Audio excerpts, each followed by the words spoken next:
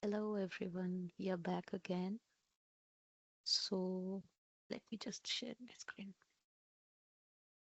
Okay, so in the previous video, we saw like how we can create the relations. Okay, and we have already went through like how we can add the components and how we can publish it so it will be visible to the site and everything.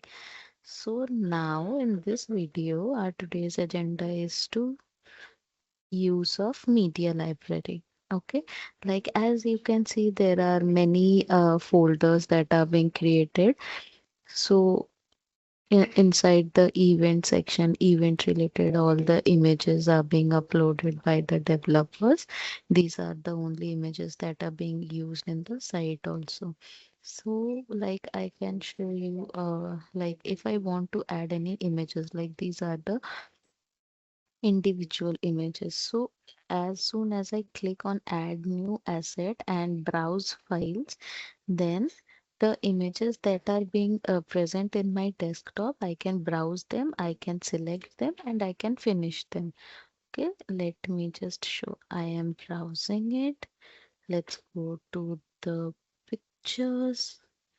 Okay, let's take any screenshot and let's select any picture and open it and upload one asset.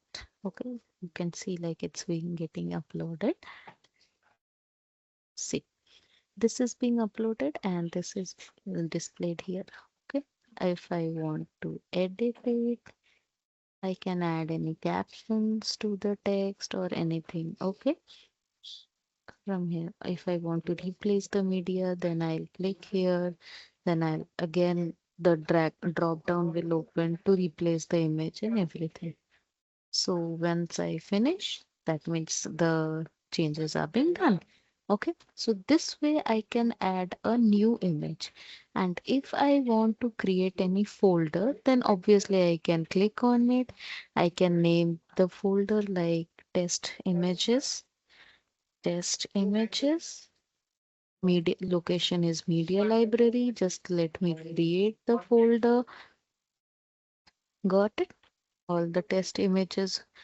I think we cannot drag and drop. Let me check if I no.